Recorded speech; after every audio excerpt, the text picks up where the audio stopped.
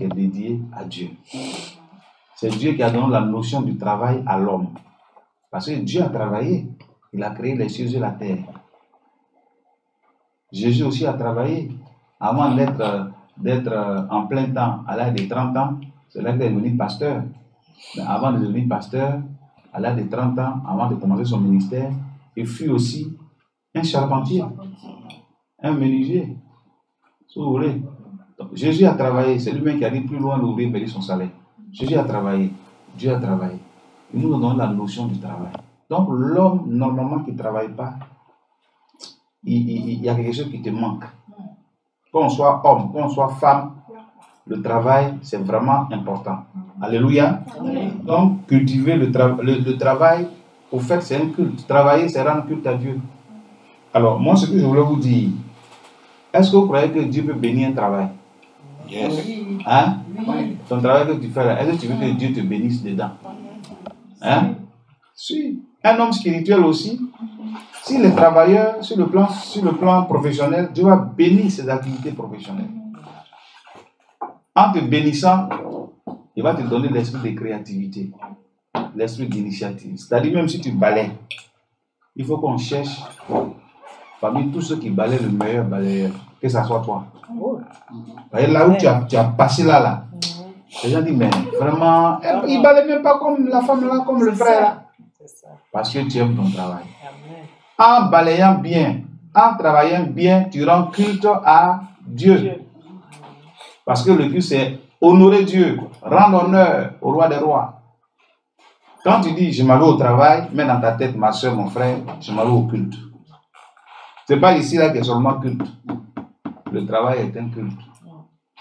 Pour rendre gloire à Dieu. C'est lui qui a donné la notion du travail à l'homme. Voilà pourquoi dans la société, on parle de conscience professionnelle. Le travail que tu fais là, il faut être consciencieux. Il faut respecter aussi les statuts, les règlements intérieurs de la société. C'est pas ça? Il faut venir aussi à l'heure. On te pointe tout ça. Même vos téléphones là, vous déposez pour ne pas voler le temps. Parce que le temps là, tu vas pour travailler. Et en Occident, ils ont bien compris. Le temps, le travail là, si tu travailles bien, c'est l'argent. Et ils ne veulent pas qu'on gaspille un petit bout de temps dans le téléphone quand on va au travail. En Afrique, on est en retard parce que même on va téléphoner jusqu'à pendant 1 heure, pendant que le travail nous attend. On n'a pas la conscience du travail.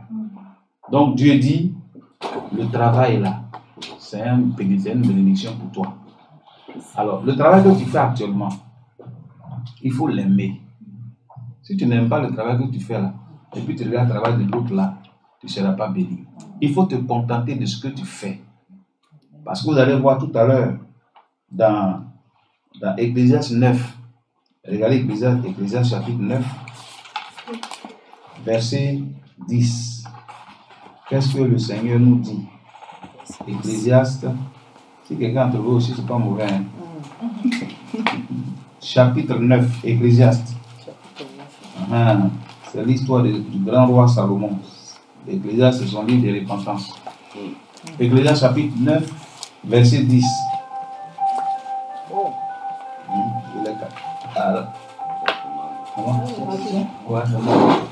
Il y a un téléphone là, il faut.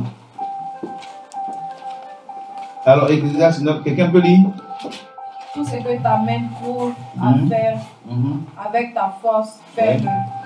Car il n'y a ni œuvre, ni pensée, ni science, ni sagesse dans le séjour des morts. Où tu vas. Alléluia. Amen. La Bible dit que 9, verset 10. tu as fini de lire? Vous avez bien suivi? Tout ce que ta main trouve à faire avec ta force, fais-le. Car il n'y a ni œuvre, ni pensée, ni science, ni sagesse dans le séjour des morts où tu vas. Vous comprenez? Tout ce que ta main trouve à faire, il faut le faire. On dit qu'il n'y a pas de sot métier, il n'y a que des paresseux. Donc, le travail que vos maris sont en train de faire, toi-même, tu es femme là, tu as trouvé un petit, vous appelez ici Diossi. Tu as trouvé un petit Diossi là. Est-ce que tu as un petit Diossi là? Hein? Il faut aimer le travail. Parce que c'est le travail, vous allez voir plus loin, que c'est le travail qui peut éradiquer la pauvreté dans la société. C'est le travail qui peut éradiquer l'indigence dans l'église. Donc, il faut que nos chrétiens aiment le travail qu'ils font là. Contentez-vous de ce que vous faites. Dieu va vous bénir. Il ne faut pas haïr le travail. Il faut aimer le travail. Alléluia. Parce que Dieu a travaillé. Dieu a travaillé. Hein? Et puis, il ne faut pas commander le travail de l'autre. Ce que tu es en train de faire là, il faut aimer ça. Et puis, Dieu va t'élever petit à petit, petit à petit. Tu dois connaître une promotion. Parce que tu fais bien. Donc, un bon travailleur, un bon chrétien qui est spirituel, quand il travaille, il sait que le travail est un culte qui est dédié à Dieu. Je dois bien travailler. Je ne dois pas venir en retard comme les autres les païens. Je dois prendre au sérieux, je dois garder. Il y a des gens qui ont perdu leur travail parce qu'ils ont été ils sont venus en retard, hein, ils ont fait fi à la loi du travail et on les a mis dehors. On les a licenciés à cause de leur comportement. Quand on est chrétien, il faut que les patrons nous cherchent après, même si on est subalterne. Quand ils nous voient là, il faut que leur cœur soit dans la joie pour dire là, c'est le meilleur de mes travailleurs. Parce qu'en toi se trouve le Saint-Esprit. Alléluia. Donc le travail, c'est important. Regardez 2 Thessaloniciens, le chapitre 3. 2 Thessaloniciens, le chapitre 3. Dans le Nouveau Testament, 2 Thessaloniciens, le chapitre 3, le verset 10. C'est quand tu as trouvé? Aidez-moi pour qu'on puisse gagner du temps. 2 Thessaloniciens, chapitre 3, le verset 10. Vous avez trouvé? Ouais. Car oui. Lorsque nous étions chez vous, nous vous disions expressément, oui. Si quelqu'un ne veut pas travailler, qu'il ne mange pas non plus. Voilà. Continue le verset 11. Nous apprenons cependant qu'il y en a parmi vous quelques-uns qui vivent dans le désordre, qui ne travaillent pas, mais qui s'occupent de futilité. Alléluia. Est-ce que Dieu aime le paresseux dans sa maison? Est-ce que Dieu aime quelqu'un qui est oisif dans sa maison? Il y a des gens, ils sont à l'église, ils disent, ah, ça suffit sa peine. Ils se promènent chez les chrétiens. Ah, mon frère, tu peux me donner quelques couronnes là? Après, il va te rembourser. Mais tu fais quoi? Toi, tu demandes couronne seulement aux gens. On a qu'à te couronner seulement. Toi, tu ne couronnes pas les autres. Hein? Des chrétiens qui demandent, ce n'est pas normal. Celui qui ne veut pas travailler là, on ne doit pas lui donner à manger en réalité. Voilà pourquoi dans la maison de Dieu, il faut éradiquer l'indigence. Ici en Occident, ce que j'ai remarqué, il faut être courageux pour avoir du travail. Si tu es paresseux, paresseuse, tu ne vas rien faire. Non? Tout est, tu peux être même en Occident et puis être misérable. Parce que tu es paresseuse, tu es paresseux. Hein? Pour avoir les couronnes, pour avoir les dollars, pour avoir les euros là, il faut travailler. Et je crois que vous êtes braves ici en Occident parce qu'il neige haut, il pleut haut, il y a printemps haut, chacun court, il fait froid haut, on dit à grêle haut, on court derrière le bus. Tout ça, pendant que tu dors, il y a des moments où le sommeil est doux, mais tu dois te réveiller par le travail. Sinon, tu ne vas pas manger. Hein? On est d'accord? Amen. Il faut travailler. Il faut travailler. Et celui qui ne travaille pas, ne mange pas. C'est le travail qui nous donne à manger.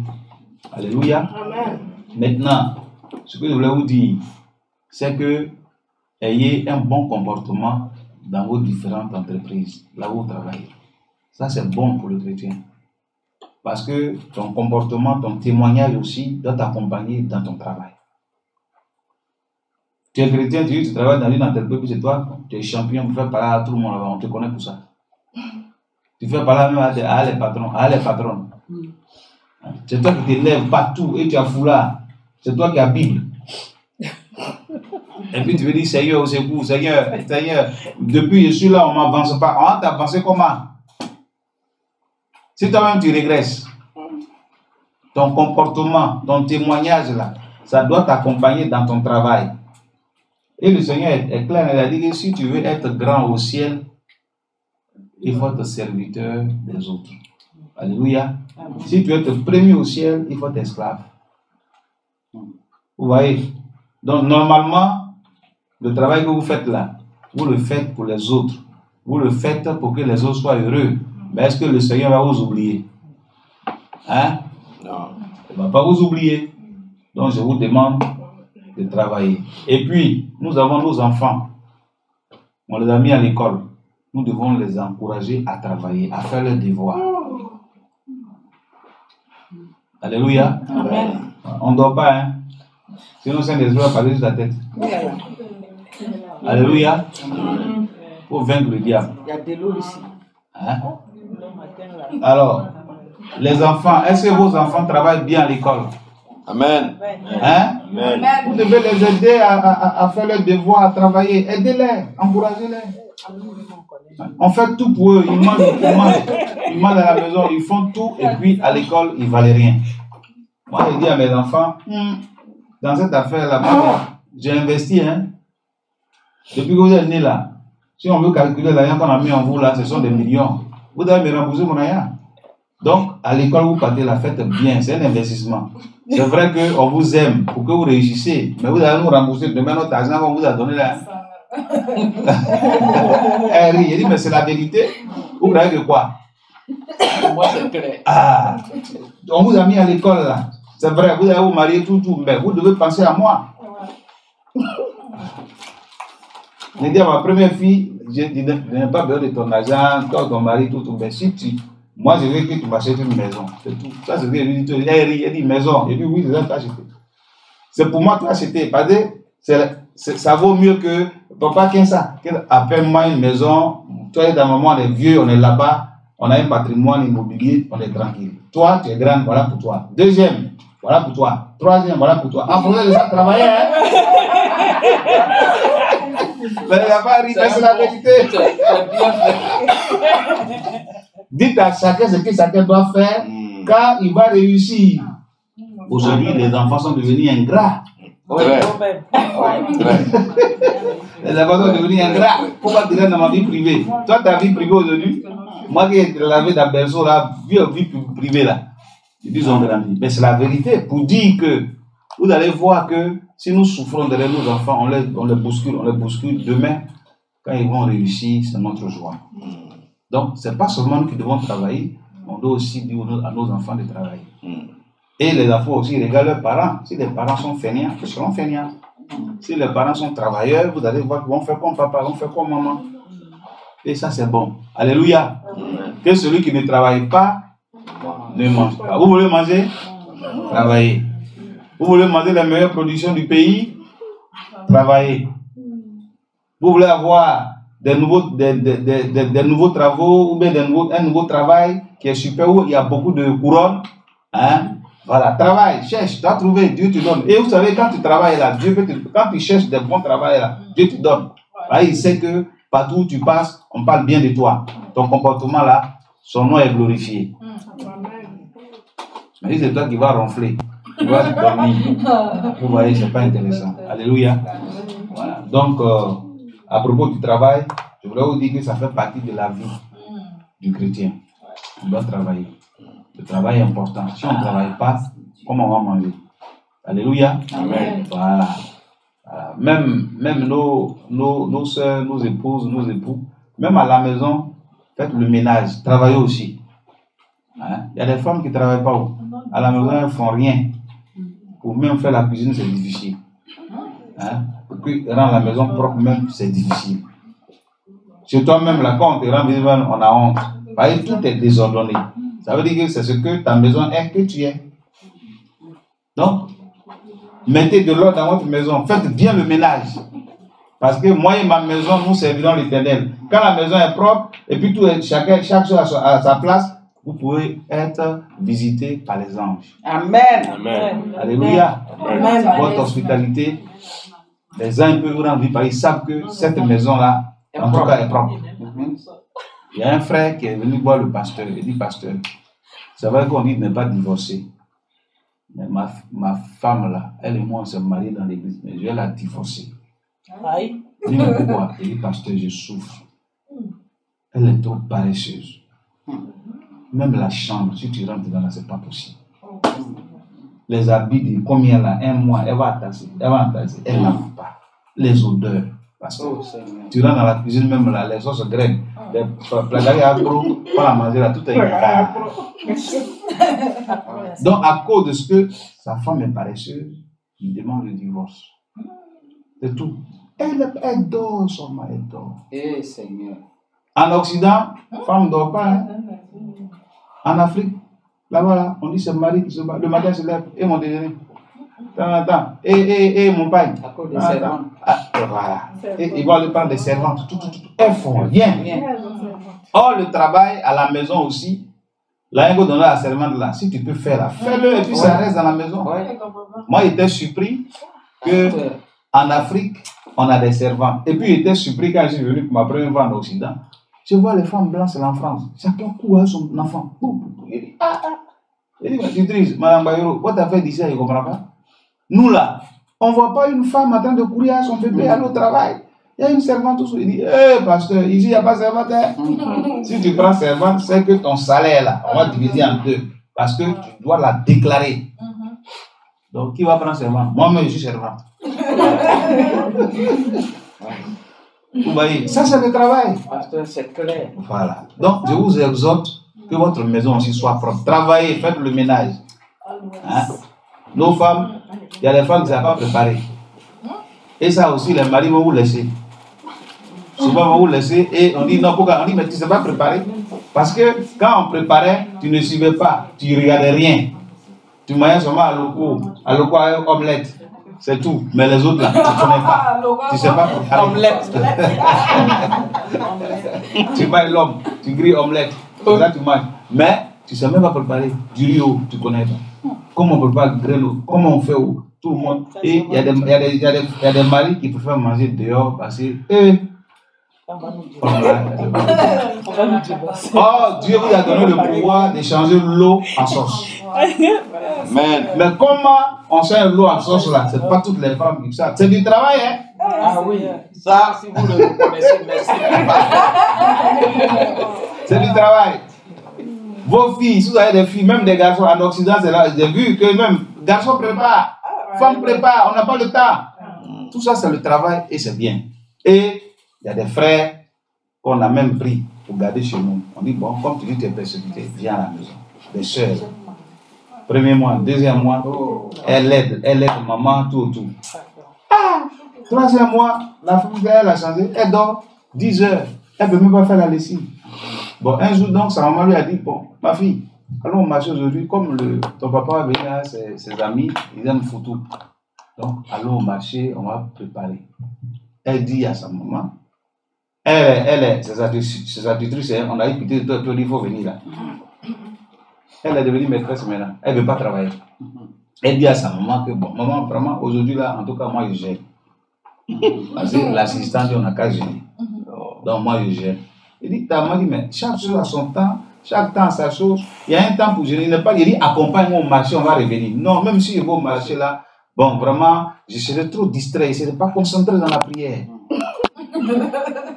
Parce qu'on nous a donné même une méditation dans Josué, chapitre 1, verset 8, que le livre de la loi ne sera pas de ta bouche, il faut la méditer jour et nuit. Donc, si tu m'envoies là-bas, là, comment il y a médité, comment le livre de la loi va. Oh. Elle a tout spiritualisé. La maman a tout fait, la fille là. Elle dit, elle ne va pas. Voilà. Ça, tellement qu'elle est paresseuse aussi. Elle est allée, la dame allée, elle seule fait le marché. Elle est revenue. Elle a mis la banane au feu. Elle a pilé le foutu. Tout. Son mari est venu. C'est pas elle que son mari a marié. Prendre des responsabilités.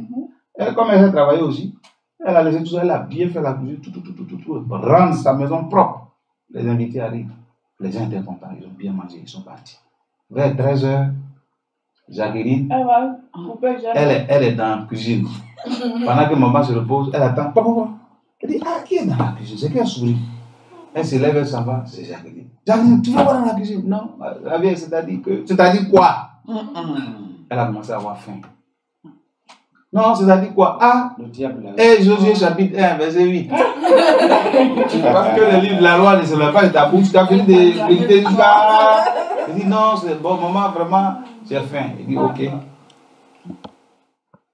Toi, tu as la foi. Voilà pourquoi tu gênes, non? Moi, j'ai les œuvres. Oh, la foi, sans les œuvres qui est mon foutu là. Ta foi sera affaiblie. Pour que tu comprennes que les deux voix ensemble. Continue à prier, mais moi, il est foutu. Donc, ma fille, toi, tu dis quoi? Que le livre de la loi ne sera pas établi. Moi, mon foutu là, c'est loin d'établi. Et puis après, elle a commencé. Et quand c'est les paresseuses là, quand c'est comme ça, il y a une fausse consolation. Qu'est-ce qu'elle fait? Elle va commencer à chanter des cantiques. Des cantiques pour faire mal à la maman. Elle dit qu'on la persécute. On la persécute. Donc, elle chante. Au moment où la maman dit, tu ne m'as pas mon foutu, elle tourne les yeux et puis elle commence à pleurer. Elle dit, et puis elle commence à chanter. Critiquez-moi sur la terre. Persécutez-moi sur la terre. Persécutez-moi sur la terre. Je n'ai rien, ma patrie dans les cieux. Et ça va dire, ma soeur, pour le moment, tu n'es pas là-bas, patrie à terre.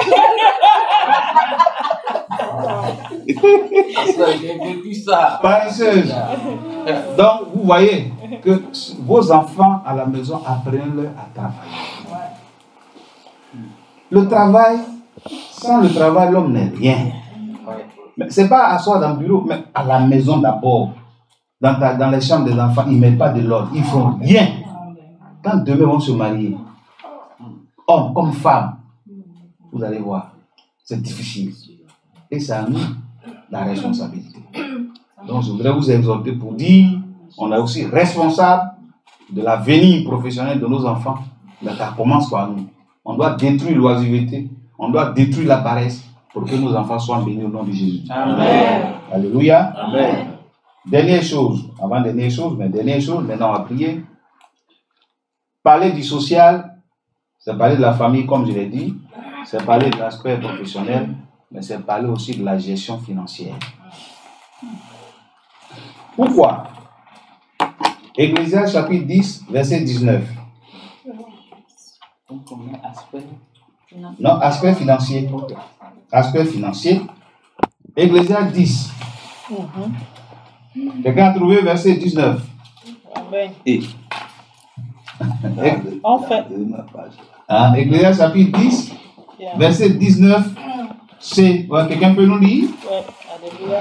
Alléluia. On fait des repas pour se divertir. Le vin rend la vie joyeuse et l'argent répond à tout. Ah, Dieu parle de l'argent. Qu'est-ce qui donne l'argent? Ce n'est pas le travail. Jésus a dit dans Luc 10, verset 7, l'ouvrier mérite son salaire. Est-ce que le salaire c'est une grâce? Yes. Non, le salaire c'est un dû, c'est un mérite. Si tu ne travailles pas, tu n'as rien. Et les chrétiens croient que l'argent qui t'est tomber au bout. Tu ne travailles pas. Donc, ici, ce que je voulais vous dire, l'argent répond à tout ce qu'on veut sur la terre. Avec l'argent, on ne peut pas acheter le salut, mais avec l'argent, on peut tout avoir. Vrai ou faux? Vrai ou faux? Très bien. Maintenant, pourquoi on parle de l'argent? Est-ce que Dieu s'intéresse à notre argent? Donc, je vous pose la question. Un homme spirituel, là, son argent, là, est-ce que Dieu n'a pas de regard aussi là-bas? Si. Parce que Dieu veut que tu sois béni sur le plan financier. Donc, écoutez-moi très bien. Si l'argent répond à tout, la question qui est posée ce matin, comment je gère l'argent que Dieu me donne? La gestion de l'argent, derrière ça, il y a un jugement. Parce que tu n'es pas propriétaire, tu es gérant. Ce n'est pas pour toi. L'or et l'argent appartiennent à qui? C'est pour toi. Pourquoi tu gères mal? Si tu gères mal, il y a des conséquences. C'est pour ça que tu es un homme spirituel. Tu ne veux pas dire que je suis chrétien, je suis spirituel, puis tu es un gaspilleur, tu es un dépensier. Tu ne sais même pas gérer l'argent. Savoir gérer son argent, l'argent que Dieu te donne, c'est savoir planifier ses dépenses. D'abord, il faut connaître tes dépenses. Est-ce que vous qui êtes ici qui travaillez là, vous connaissez vos dépenses mensuelles? Si. Oui. Si vous connaissez vos dépenses, c'est déjà bon. Mais deuxièmement, il faut savoir planifier tes dépenses. Parce qu'en matière de dépenses, il y a ce qu'on appelle les priorités. Tout est urgent, mais tout n'est pas prioritaire. Dieu t'a donné la sagesse pour gérer. Maintenant, gérer aussi, c'est prévoir les imprévus. Vous avez compris ce que j'ai dit? Si tu sais gérer là, rien ne te surprendra. Même si on dit que ta soeur, ta grande soeur est décédée au village, au pays, tu ne vas pas courir chez quelqu'un. Tu as prévu les imprévus pour ça. Chaque mois, tu as mis quelque chose de côté pour ça. La maladie, on ne prévoit pas. La mort, on ne prévoit pas. Vous comprenez? L'accident, on ne prévoit pas. En tant que maman, en tant que papa, Dieu t'a béni financièrement. Mais tu ne sais pas gérer. Donc, quand tu gères là, il faut penser aux imprévus. Donc, en matière de gestion, normalement, les imprévus se prévoient. Vous savez, Joseph, en Égypte, quand Pharaon a fait le songe, une année d'abondance, 7 années d'abondance, 7 années de famine, il a envoyé tous ses satrapes, tous ses magiciens pour expliquer le songe. Ils ne peuvent pas. Ils ont dit, dans la prison là-bas, il y a un certain Joseph. Il a expliqué les songes là. On était 2 prisonniers, il y a un qui va mourir, et il y a un qui est mort, et puis il y a un qui est venu dans la maison du roi. C'est moi.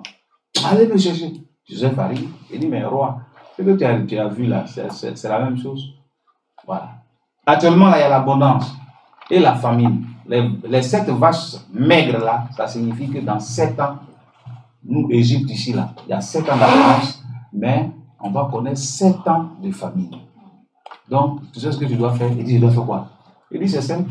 Pendant que nous sommes dans l'abondance là, on va précompter 1/5 des récoltes de chaque villageois. Et puis on met quelque part. On met quelque part. Dans un grenier. Dans un grenier. 1/5 pendant les 7 ans. Quand la famine va venir, alors on pourra supporter parce que personne n'aura faim. C'est la prévision qu'on a fait là, ce qu'on a mis de côté là, c'est ça on va servir à chaque famille égyptienne. Donc le roi dit, mais quand je vois le visage des gens, je ne trouve pas un gestionnaire comme ça comme toi, Joseph. Quitte la prison. Donc de la prison, Joseph devient premier ministre et ministre de l'agriculture. Vous comprenez? Quand Dieu dit, quand toi tu es chrétien, il faut donner tes 10%. C'est pour t'aider à savoir gérer. Parce que un enfant de Dieu, quand il donne les 10%, il prélève les 10% sur son salaire, ça veut dire qu'il sécurise son salaire. C'est ce que ça veut dire. Parce que les 10% que tu as donné à Dieu, tu as 90%. Mais tu vas voir que la maladie ne viendra pas. Dieu va les bloquer. Les malheurs, Dieu va les éloigner. Vous comprenez ce que la Bible dit? Celui qui t'attaque, il sera dévoré. Parce que Dieu a vu que tu as préservé ton salaire, ton argent. Et puis ce que les chrétiens ne savent pas, affaire de dîme, dîme veut dire en hébreu malédiction. Vous comprenez? Donc pourquoi c'est malédiction? Si je ne donne pas, la malédiction est là. Donc je dois donner la dîme pour que la malédiction se change en bénédiction. Voilà pourquoi on donne la dîme. C'est tout. En hébreu, les juifs là, dîme là, ils savent que ça veut dire malédiction. Donc Dieu dit apporter les dîmes, c'est-à-dire que les malédictions là, apporter ça ici. Moi je vais transformer ça en bénédiction. Et toi tu manges la dîme. Tu manges Dieu. Comment tu es béni? Tu seras pauvre. Si tu ne donnes pas la dîme au Seigneur, tu ne fais pas offrande, tu es là, tu amasses ton trésor. Dieu dit d'accord, laisse-le, il n'a qu'à amasser. Celui qui amasse sera pauvre parce que maladie vient. On dit, oh, il y a 2 personnes qui sont mortes le même jour dans ta famille. L'argent est parti. Ordonnance est partie. Oh, tu es là. En espace de combien de semaines, tout ce que tu as mis de côté là, le diable va souffler dessus. Parce que tu ne sais pas gérer avec Dieu. Donc, nous qui sommes spirituels là, on ne gère pas comme les païens gèrent leur argent. Parce que tu as le Saint-Esprit, comment tu gères ton argent? Il ne faut pas regarder à ton mari, mais toi, ce que tu gagnes là, comment tu gères? C'est-à-dire, même si on a fait compte commun, tout ça, c'est bon. Mais toi, tu es devenu chrétienne. Toi, ton salaire doit être sanctifié. En réalité, pour que si ton mari aussi met dans le même compte, que aussi, Dieu aussi bénisse aussi cet argent. Mais toi, à cause de ce que toi tu es obéissante, le Seigneur va préserver ton mari. À cause de ce que toi tu obéis à la loi de la gestion dans la maison de Dieu, Dieu va bénir tes enfants, Dieu va bénir ton mari. Et tu vas voir qu'à cause de toi, seul chrétienne et chrétien, le malheur qui devait venir là, Dieu va mener ça loin parce qu'il sait que sa fille est là-bas. Alléluia. Amen. Donc, comment vous gérez, c'est vraiment important. Alléluia. Amen. Alléluia. Amen. Donc, en matière d'argent, vous devez comprendre aussi, vous les femmes, les mamans. Donc, si ton mari est là, il faut que vous soyez complices en matière de gestion aussi. Ce n'est pas normal que moi, je dis j'aime ma femme et puis je lui cache mon argent. J'aime mon mari et puis je lui cache mon argent. Pourquoi? Bon, en Occident, peut-être c'est compliqué, mais en réalité, le mari doit savoir combien gagne sa femme. La femme doit savoir combien gagne son mari. Si c'est un bon couple. C'est ça. Tu es chrétien, tu ne dois pas être égoïste. Il faut être fidèle dans les petites choses. Et Dieu va te bénir aussi. Alléluia. Amen. Donc, en matière d'argent, le Seigneur veut réellement nous aider pour qu'on soit bénis. Mais aujourd'hui, malheureusement, on ne sait pas gérer. Les chrétiens, ils devaient être les hommes les plus riches.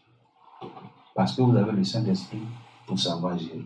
Alors la question est posée. L'argent répond à tout, mais comment tu gères? Est-ce que tu maîtrises tes dépenses? Est-ce que tu sais planifier? Est-ce que tu prévois les imprévus? On ne peut pas aussi gérer sans parler d'économie. Si tu sais gérer, tu vas épargner. Or, quand on épargne, c'est pourquoi? C'est pour réaliser des grands projets, acheter maison, faire beaucoup de choses avec. Mais tu manges tout. Et tu dis à chaque jour suffit sa paix. C'est-à-dire, tu gaspilles tout. Regardez Jésus. Quand il a transformé du pain, il a fait quoi? Il a multiplié du pain. Les gens ont mangé. Combien de paniers qui sont restés? Quand ils ont ramassé le reste, c'était combien de paniers? 12 paniers. Et qu'est-ce qu'il a dit aux disciples? De ramasser. Ramasser et garder ça bien. Ouais. Parce que moi, Jésus, je ne vais pas toujours faire milliards de pain. C'est-à-dire que ce que vous avez gardé là, ne gaspillez pas.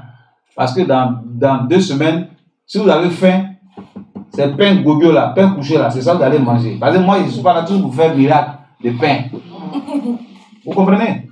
Alors, donc, Dieu lui-même là, il sait ce qu'on appelle prévision, mais nous, on gaspille tout. On t'a donné 1000 couronnes, 5 000 couronnes, 60 000 couronnes. En l'espace d'une semaine, tout est parti. Et puis maintenant, tu pleures, oh Seigneur, il ne t'en donnera même pas 5 francs. Tu vas souffrir pour ça.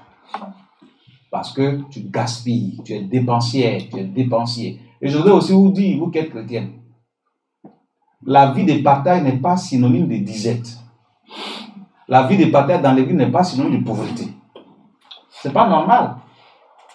Si je pratique la libéralité, est-ce parce qu'on dit de pratiquer la libéralité que je dois être pauvre, moi-même je dois m'appauvrir? Ce n'est pas normal. Il faut penser aussi à l'avenir des enfants, à l'avenir, toi-même ton avenir. C'est ça. Il faut travailler dur, mais il faut épargner de côté tout autour. Vous êtes ici en Occident, là, les parents vous regardent. Vous savez ça, ici, on dit vous roulez sur de l'or. Ici, on dit vous roulez. Et puis qu'on dit, ah, il est où? Dans ma peau. Là-bas, on dit, il y a l'argent. Mais dis ça, comment on fait pour avoir l'argent? Ils ne savent pas. Moi, c'est quand je suis venu en Occident que j'ai vu que nos parents souffrent en Occident. Et les jeunes filles qui n'ont pas le Seigneur là, pour ne pas que leur nom se gâte dans leur famille au village, elles sont obligées de se prostituer pour avoir l'argent. Coucher à les chiens. Oui, plein de personnes. Ça travaille comme une seule nuit, coucher à un chien, tout ça, c'est des millions. Donc, je dirais, vous qui êtes enfants de Dieu là, vous ne vous prostituez pas, c'est pas normal pour avoir l'argent. C'est le travail qui donne l'argent. Maintenant, si Dieu vous donne l'argent là, comment vous gérez ça? Voilà. Vous ne pensez pas à vos parents qui sont au village là. Eux, ils disent que vous avez beaucoup d'argent. Mais vous devez dire, Seigneur, aussi là, c'est pas facile. Parmi vous, il y a d'autres qui sont mariés. Ils vont dire, toi et puis ton mari là, ton mari dit de ne pas envoyer l'argent. Voilà pourquoi tu n'envoies pas l'argent. Oh, il ne sait pas ce qui se passe. Vice versa. Mais si tu sais gérer un peu, chaque trimestre, tu peux faire un petit bon de 50 000 de temps en temps. Les gens vont te bénir. Parce que tu travailles là. C'est aussi pour tes parents, non? C'est pas là? Voilà. Et puis, en réalité, quand tu expédies l'argent au village, chez tes parents en Côte d'Ivoire ou au pays, il faut dire, moi et mon mari, voilà ce qu'on vous envoie. C'est comme ça on fait. Ouais. Tu dois t'amener les gens en porte-à-faux. C'est-à-dire que ton mari, quand ses parents ont besoin d'argent, il doit dire, moi et ma femme, voilà ce qu'on vous envoie. Mais, si toi tu veux envoyer l'argent, son mari est mauvais, il ne veut pas que notre fille envoie son argent. Comment il a comme ça? Voilà. Parce que tu n'es pas en complicité en matière de gestion avec ton mari. Vous devez revoir ça. Ce n'est pas une affaire de mon mari est païen et je suis chrétien. Règle ça. Pour que Dieu vous bénisse. Amen. Alléluia. Amen. Dieu va vous bénir dans ce sens. Donc je voudrais vous dire tout simplement qu'il y a des chrétiens qui sont devenus riches à cause de la bonne gestion. Vous connaissez M. Le Tourneau, André Le Tourneau, c'est un Américain, mais Dieu l'a béni, il a écrit un livre, Dieu dirige mes affaires. Il est extraordinaire, il a des caterpillars, il a des machines partout. Des entreprises partout, il a embauché que des chrétiens partout. À midi, les gens s'arrêtent à 14h, on prie, on continue. Dieu lui a donné Le Tourneau de devenir riche aux États-Unis. Et souvent même là, il provoque Dieu. Il donne 90% à Dieu et puis prend 10% de son chiffre d'affaires. Et puis Dieu le bénit. Dieu le bénit. Il y a des gens qu'on connaît comme ça. Qui a une fois bu les célèbres qu'on appelle le Quaker? Qui a une fois bu le Quaker? Vous connaissez le Quaker? Oui. Mais lisez bien derrière. On dit groupe missionnaire Quaker. C'est pour les chrétiens. Les Quakers sont aux États-Unis. Ils ont des champs de céréales. Mais regardez combien de bois de Quaker qu'il y a dans le monde entier. Depuis mon enfance. Voilà. Parce qu'ils donnent la dîme au Seigneur. Et c'est pérennisé de génération en génération. Quaker est debout. Colgate. Colgate que vous prenez pour vous brosser. Les pâtes dentifrice là. Colgate que moi je connais. C'est un chrétien. Les signals, tout ça, c'est des chrétiens. Les blow-on, tout ça, il y a des chrétiens. Il y a des chrétiens dans le monde entier, des grands hommes d'affaires. Vous avez, il y a un homme de Dieu, maman m'a fait voir l'histoire d'un certain El Khoury. El Khoury. Vous avez regardé? On dit le banquier de Dieu. Qu'est-ce qu'il n'a pas? Mais il fait des choses. Son argent c'est devenu maintenant pour le Seigneur. Dieu le bénit, mais il est riche. Quelqu'un qui est propriétaire de 5 banques dans le monde. Il roule ce qu'il veut. Qu'est-ce qu'il n'a pas? Il a un bateau privé, il a avion, il a tout. Tout, hélicoptère, tout. Il manque de quoi? Mais ce qu'il met dans l'œuvre de Dieu, là, Dieu le bénit. Alléluia. Amen. Si tu veux être riche, il faut savoir gérer. Et il faut gérer avec Dieu. Dieu n'a qu'à diriger ton travail. Dieu n'a qu'à diriger aussi ta gestion et tu seras béni au nom de Jésus. Amen. On va lire un dernier verset. Luc 16. Luc 16. Ne baillez pas, oh, ne baillez pas. Réveillez-vous, vous qui dormez. Et le Seigneur vous bénira. Quand le diable sait que tu vas te bénir là, il te donne sommeil. Hein? Luc 16, verset 1. Quelqu'un peut le lire? Bon, je lis. Luc chapitre 16, verset 1. Hein? Un homme riche avait un économe qui lui fut dénoncé comme dissipant ses biens. Il l'appelait et lui dit: qu'est-ce que j'entends dire de toi? Rends compte de ton administration, car tu ne pourras plus administrer mes biens. Alléluia. Amen. Je voudrais vous dire que là où il y a gestion, il y a jugement. Là où il y a gestion, il y a jugement. Donc l'argent que vous gérez là, Dieu va vous juger pour ça. Est-ce que vous pouvez rendre compte de votre administration actuelle? Hein? Luc 16, verset 1. Alléluia. Alléluia. Maintenant, dites-moi, quand tu fais calcul avec Dieu, quand on dit qu'il faut donner l'utilisation, il faut donner offrande, il faut donner le dîme, est-ce que tu seras béni? Hein? Hein? Vous ne répondez pas. Amen. J'ai dit, pourquoi quand tu dois donner ta dîme, tes offrandes, tu dis à Dieu que tu as des problèmes? C'est-à-dire que tu dis Dieu attend un peu. Dieu est devenu ton ouvrier, toi tu es devenu patron. Or, c'est lui qui t'a donné l'argent. Alléluia. Amen. Et dites-moi en réalité, entre vous et moi, si Dieu prend la décision demain matin, aujourd'hui il est déjà matin à 5 heures, si avant 10 heures Dieu prend la décision et dit bon, les chrétiens là, ou bien les hommes là, ils font trop mal, je vais leur envoyer des factures d'oxygène respiré depuis qu'ils sont nés, et puis ces factures normalisées. C'est-à-dire Dieu n'est pas dans la voie. Tu as 50 ans, tu dois payer la facture de 50 ans d'oxygène respiré. Dieu est fâché. Et puis, il envoie les factures dans chaque maison. Si tu as 5, comme nous, on a 7 enfants, plus ma femme 8, plus moi avec 9. Donc, toute la famille Légré va avoir facture. Plus de combien de millions? Peut-être 10 millions, 30 millions. Et Dieu dit, c'est à cause de Jésus que nous envoie la facture de 30 millions. Mais quand on envoie les factures, il y a les dates de limite de paiement. Dieu dit, dans 72 heures, j'ai besoin de mon argent. Vous avez trop respiré. Vous croyez qu'on peut payer? 72 heures arrivent. Mais moi, je disais comme ça à ma femme, les enfants ont ri. J'ai dit, si c'est moi, si Dieu envoie vraiment la facture, je fais une réunion de crise rapidement. Une réunion familiale, j'appelle tout le monde. Et je fais asseoir tout le monde. Voyez, dans la facture, c'est bien détaillé. C'est-à-dire, Lydie, la première fille, par ordre d'arrivée, chacun a sa facture sur la ligne. Le papa a sa facture, la maman a sa facture. C'est tout ça qu'on a regroupé. Donc, dans les détails, chacun doit aller chercher son argent. Parce que 72 arrive, si on ne paye pas, Dieu dit, il coupe l'oxygène et puis tout le monde en meurt. Voilà. Donc, normalement, moi, je vous aime bien. Madame, je t'aime, hein, chérie. Les enfants, je vous aime. Mais à propos de cette affaire des factures d'oxygène respiré, chacun n'a qu'à aller chercher son argent. Parce que chacun a son nez.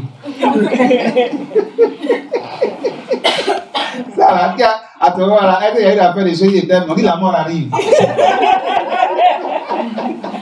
Chacun a fait, voilà, c'est ça. J'ai dit, mais tu nous laisses en tout cas débrouiller. Moi, je ne vais pas mourir maintenant. On dit dans 72 heures. Mais regardez un peu l'image. Dieu va tuer tout le monde.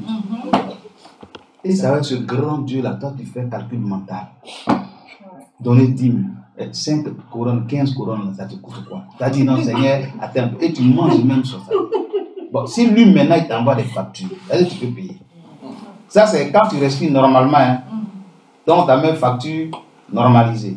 Maintenant, dites-moi, ceux qui ronflent.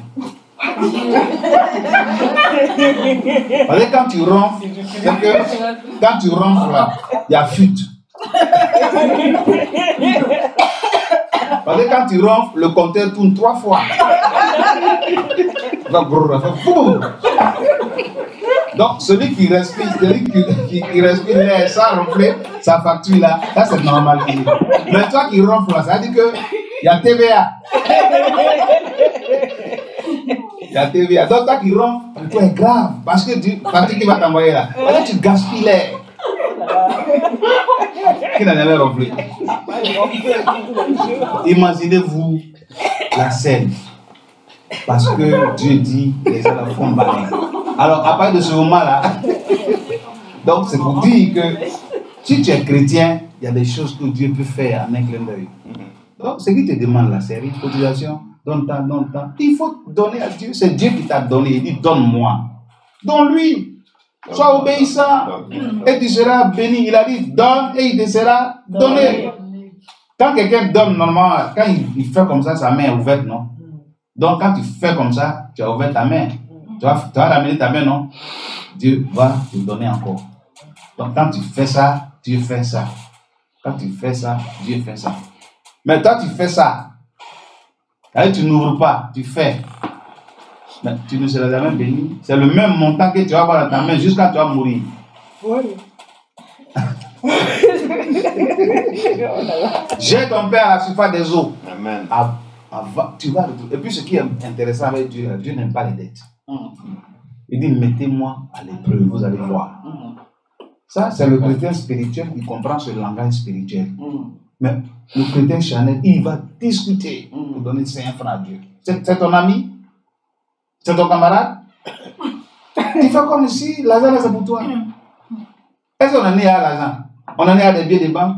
On est sorti dans le centre moment criant waouh, waouh, à l'argent. Et tu luttes avec Dieu. Quand on est un homme spirituel, une femme spirituelle, l'avarice là, c'est mort au nom de Jésus. Amen. On doit pratiquer ce qu'on appelle la libéralité. Et Dieu te bénira. Alors, examine ta vie financière. Examine ta vie professionnelle.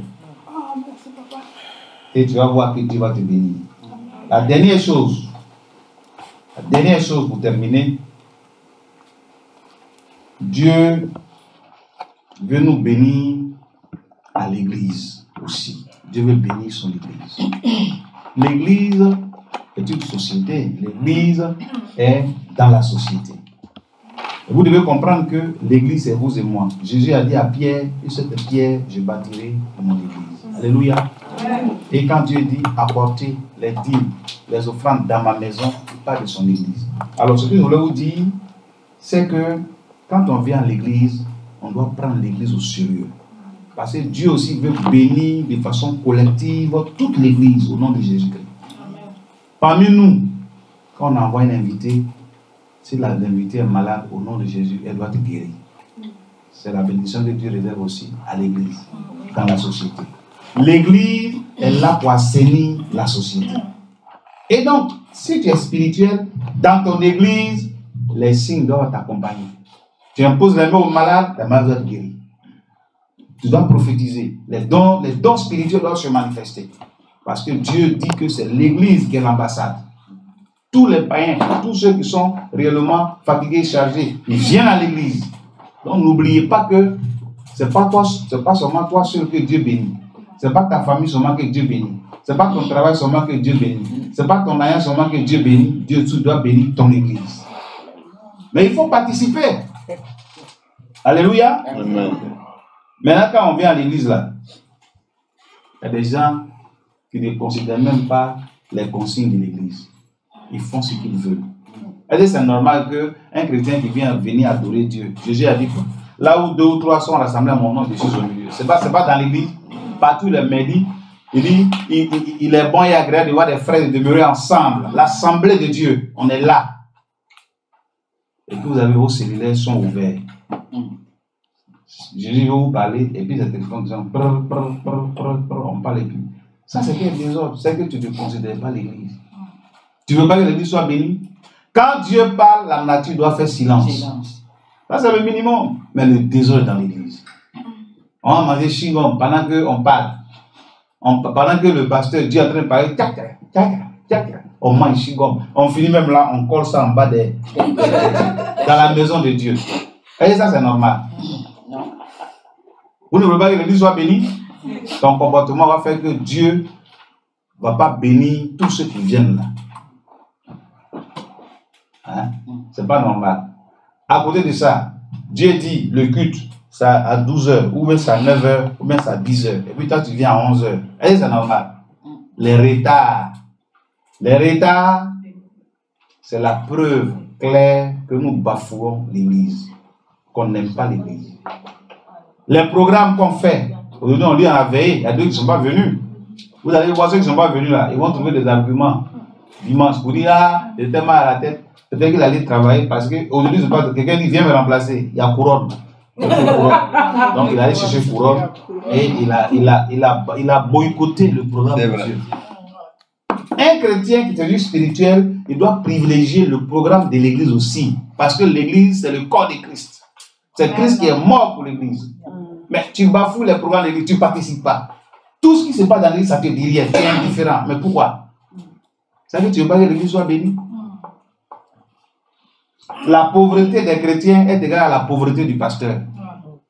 Quand les chrétiens sont bénis financièrement, ça veut dire que l'église aussi doit être bénie financièrement. Si l'église est bénie financièrement, c'est que le pasteur aussi est béni financièrement. C'est ça que ça veut dire. Il n'y a rien d'autre. Regardez les Mormons. C'est une secte pernicieuse, mais c'est eux qui ont créé Coca-Cola. C'est pour les Mormons? Oui, aux États-Unis, Coca-Cola. C'était le Marriott. Ah, d'accord, les Marriott. Voilà. Les Nets, ce qu'on dit, Lions Club. Quoi d'autre encore? Ils ont des œuvres sociales, l'esprit là, partout. Rotaract. Tout ça, c'est les Satan. Satan a beaucoup d'hasard. Et c'est les chrétiens travaillent pour Satan, sans le savoir. Ils sont riches, mais pourquoi pas l'église de Jésus-Christ? Pourquoi on est pauvre? Pourquoi? Est-ce que c'est interdit que l'église de Danemark 1, en plus, est-ce que c'est interdit d'avoir une crèche? Hein? Pour que les gens viennent déployer leurs enfants. C'est pour l'église. Est-ce que c'est interdit que l'église ne peut pas avoir un supermarché, une clinique, une école? Pourquoi? L'église doit être bénie. Mais le comportement des chrétiens fait que l'église est pauvre. L'église, les gens disent dans votre église là, il n'y a rien là-bas. La Bible dit au temps apostolique, il n'y avait pas d'indigents. Ils ont lutté contre la pauvreté. Et chaque jour, dans les maisons et dans les temples, les gens se réunissaient, ils étaient bénis.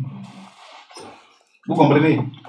Quelqu'un va venir, allons à l'église. La personne vient, le pasteur vient de prêcher. Et puis il dit, bon, qui a des problèmes? Il dit, bon, pasteur, vraiment, j'ai accepté Jésus, mais ça fait 3 mois, j'ai un problème d'argent. C'est combien? C'est un problème de 1500 couronnes. C'est ça qui est mon problème, pasteur. Sinon, Jésus, là, je l'ai accepté, hein. Je dis, bon, on va prier. On va prier pour faire quoi? Il a mis les 1500 couronnes, c'est ce qu'il veut. Parce que pour que les âmes demeurent là, c'est pas seulement spirituellement qu'ils doivent demeurer. Sur le plan social, il faut qu'ils demeurent. On doit lui donner à manger. On doit donner les $1500, 1500 couronnes. S'il règle son problème là, est-ce qu'il va dégrader? Non. Il va demeurer. Mais si l'église n'a rien, on fait quoi? Donc l'église aussi a besoin d'être bénie par toi.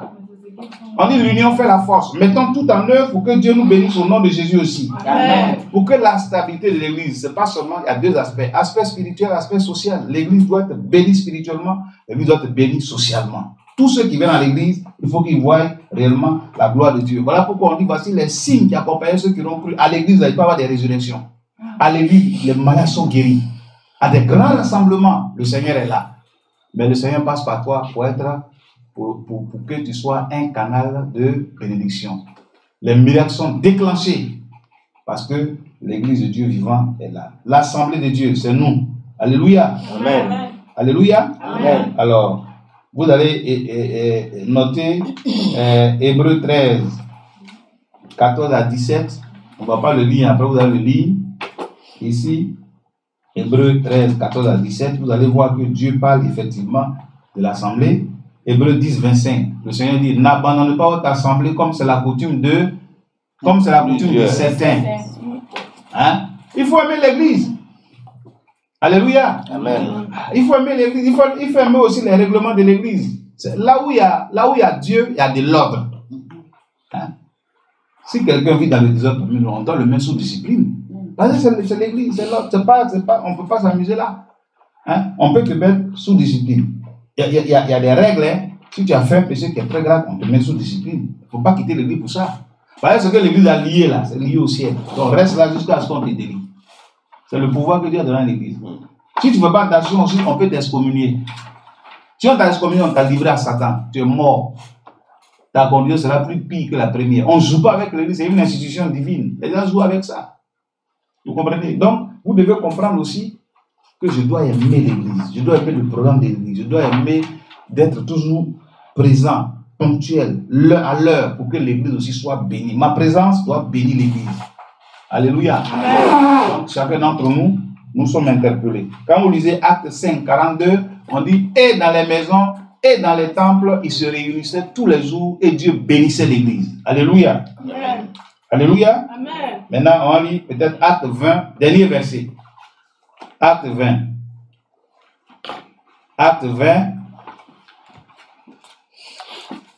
Acte chapitre 20, c'est le dernier verset. Et le diacre va nous conduire en prière. Comme on a parlé du travail, on a parlé de l'argent. Nous, les pasteurs, on parle de ça, mais c'est vous qui êtes là-bas, vous allez bien prier. Voilà. Acte chapitre 20, verset 7. À partir du verset 7 à 12. Je vais lire. Acte chapitre 20, 7 à 12. Le premier jour de la semaine, nous étions réunis pour rompre le pain. Paul, qui devait partir le lendemain, s'entretenait avec les disciples. Et il